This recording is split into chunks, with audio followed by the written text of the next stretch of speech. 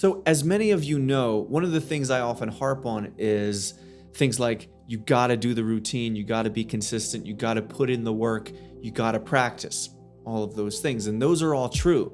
But in today's video, I want to talk a little bit about stepping outside of that. Because at some point, we need to move beyond just practicing alone at home. And we need to also practice in public. We need to practice speaking with people. And there are ways that we can do this where we can make it more intentional. We don't want to be just left going about our day and then hoping that we can remember to practice. But instead, we actually want to be intentional about it. And that is what I want to help you achieve in this video. So what I'm going to do now is share a few examples of ways that you can practice in public. Okay. We want to step beyond just practicing alone. Now, however, I do want to touch on the practicing alone part just for a second here, because I want to make sure that you are set. You need to have that. That is a critical piece to this puzzle. And so one of the best ways to start, you've probably heard me talk about this before, it's my free Stop Stuttering workshop. Link is in the description. I'll talk more about this at the end of the video, but start there if you want to dive into my premium program like the 75-day sprint that opens once a month. One-on-one coaching is an option as well, or it can be somebody else's program that you find very useful. I'm not going to suggest that I'm the only coach that can help you become fluent. But the reality is you need those reps. You need that practice time by yourself, just putting in those hours, getting that work in. That is what really started the engine of me being able to transform my speech. I would not have reached the fluency I have today if I had taken the approach of, oh, I'll find a way, I'll figure it out. Like, no, I didn't take that approach. I was more precise than that. And I actually followed a plan. I had a system. Now, I was far from perfect. And as I've talked about before, it took me multiple years to overcome my stutter when it should have taken me multiple months. And that's just because I was young. I was 19 years old, 20 years old, and I just was 19 and 20 years old, as you can expect from a person that age, not very disciplined, not very committed. So I would have this on again, off again relationship with doing the practice and doing the work.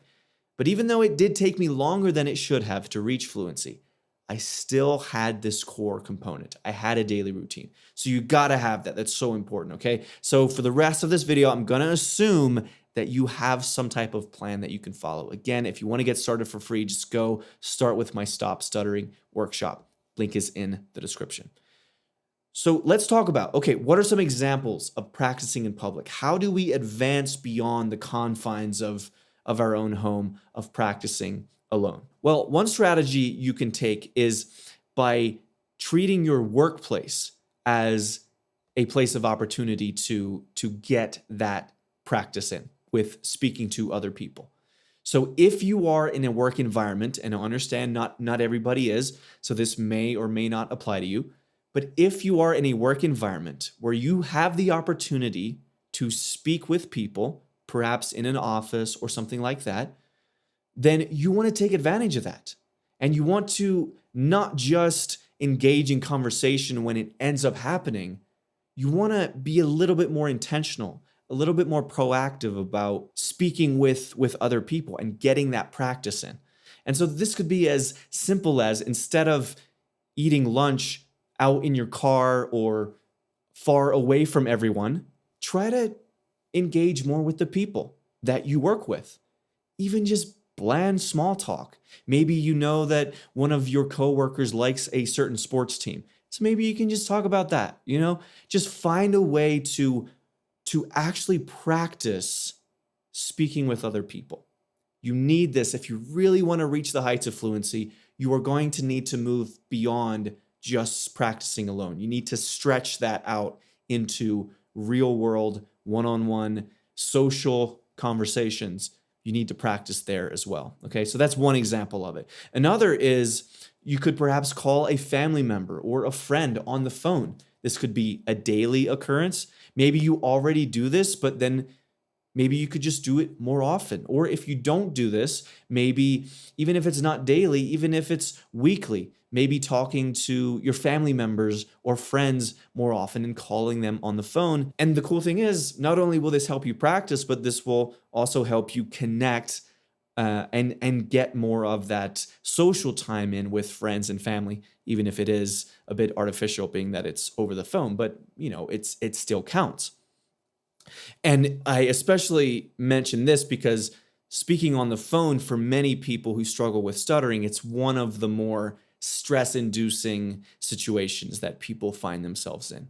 Sometimes people are very, very fluent if it's in person, but as soon as they put a phone to their ear, it's like the alarm system in their brain. It's like the smoke alarms just go blaring, right? And so this can be a great way to start strengthening your fluency in a specific situation like talking on the phone, okay? So that is another example. Now there's one more example that I want to share with you about a potential place for you to get some real world practice in speaking with other people. And then I'm going to talk a little bit about what to think about. How do you actually practice? Like, you don't want to just go haphazard. You actually want to have a little bit of a plan. And I will answer that question of what should I actually be thinking about when I go and practice in public in this way.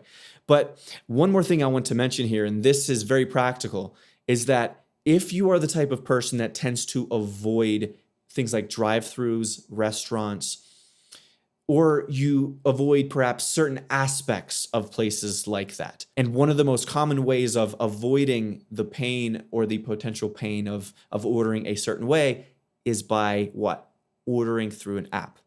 So let's say if you're ordering through Starbucks, because all of these chains now and lots of places, lots of especially big brands have apps. You can order online. You can pick it up without even having to say your name or anything to anyone. You can just order online, go in and pick it up. The problem with this is it's a missed practice opportunity. There are actually two problems. That's the one problem. It's a missed practice opportunity. The other problem is you avoided something that you possibly would have done otherwise. This is important because if you would go through the drive-through, if not for stuttering, but you avoid it and you instead order on the app from a place of fear, those types of avoidant behaviors stretched out across multiple years and multiple situations, they really cause a lot of damage and they strengthen the anxieties that you experience and the fears. It just makes that fear muscle and that anxiety muscle stronger and stronger every time you avoid something, right? So that's also another issue with ordering through an app when you perhaps would have ordered in the drive-through or even just directly inside. Let's say if it's Starbucks or something like that. And so my challenge to you here is, if you have the habit of ordering on the app, stop doing that. Actually go either in person inside or in the drive-through and use your voice. Practice. Get those reps in. That is an incredible practice opportunity that you do not want to pass up. Okay? So those are just a few examples of ways that you can start to expand your practice time beyond just when you're alone at home doing a daily routine or following some type of plan. Now, I want to talk about, because I promised I'd talk about this, what should you be thinking about? What is the strategy here? Well, it's very, very simple. You want to think about one thing. Now, I'm going to give you a few examples of what that one thing is, but you can really only think about one thing at a time. Maybe you can kind of toggle between two, but let's just say one. You're just not going to remember everything in the moment, right? And so when you are trying to learn something new, like change the pattern of anxiety and build fluency in talking on the phone, or build fluency when going through a drive-through, it can be very specific in that way. What you want to have is one thing on your mind that you are going to use as either a tool or a technique or a trick, something for your mind to focus on implementing. Because if you don't have anything to lean on, if you don't have anything new that you're trying to inject into that situation, then what's likely going to happen is you're just going to revert back to the old habits because you have nothing new to grab onto. And so to give you an example, one of the things that I will often do if I'm having a stressful day, maybe I blocked up earlier in the day and I'm still it's lingering a little bit, and then I have to make perhaps a phone call, or I'm going to go through a drive-through. One of the tools that I teach inside the workshop and also inside my programs is the over-articulation tool. So it's a tool of where you kind of over-enunciate the words a little bit, especially at the beginning of the phrases to really get you started. And so to give you an example of what that might look like, if I'm going, let's say the Starbucks drive-through, and if I'm maybe a bit tired, maybe I'm having a stressful day, so I'm just going to kind of be in this mood, right? I'm just not going to be that energized. I just want my damn coffee. Then it might be like, yes, hi, could I, that type of energy. It's too clamped down. It doesn't have that elevation. It doesn't have that energy to rise above that blocking tendency that's underneath. And so for me at least, and everybody has different tools that work best for them, but for me, one thing that I like to focus on, if it's just one thing, is articulation. So I'll force myself to just use my lips more, just mouth the words more. So it might be, yes, hi, could I please have a grande mocha, right? Something like that, where I'm actually pronouncing the words very clearly. I'm using my mouth, and there's a certain release that happens when I do that. It's like my voice is no longer stuck in my throat, and instead it's released and it elevates above the throat and kind of comes up here. And this is a much more released place in terms of how you feel your voice and how it resonates. When it's stuck here, it's all tight, but then when you articulate, it helps elevate. Right? So that's just an example. And one of the other really common tools that my students like is word stretching. So this is just stretching some words, again, especially the beginning of the phrase to kind of get you started. So if word stretching was the one thing on my mind, it might be like, yes, hi, could I please have, and then maybe you could speed up for the rest of it. Because often for many of you, it's getting started, right? So that is what you want to do. You want to have one thing in mind. Now, I'll mention this yet. It doesn't necessarily have to always be a technique like I showed you, like articulation or word stretching. It doesn't always have to be the techniques that you'll learn in my free workshop. This can also be a mindset thing. That can also be the new thing that you inject into that interaction. And so it might be, or it might even be just breathing. Just focusing on very relaxed breathing. There are different things you can do, but you can really only focus on one new thing at a time. You're not going to be able to stuff 5 new ideas or techniques into one interaction. That's just not going to work. You need to focus on one thing at a time. And then as you keep practicing both in private and then also practicing in public in this way where you focus on one thing at a time. The cool thing is, over time, you become so skilled and these tools become so easy to access that you don't even need to think about the one thing you're going to use. You can just go about your day, you can speak, and if a block kind of hits you out of the blue or you start to anticipate, then you can bring in this again where you focus on one thing to help you get through it, right? But you don't necessarily even have to plan ahead once you become very skilled in this, right? That takes time. You'll get there down the road, but for now, you do need to have something to focus on when you are practicing in public, okay? So that's my encouragement to you. Don't just practice alone. Get out there. And it doesn't have to be crazy. Start slow.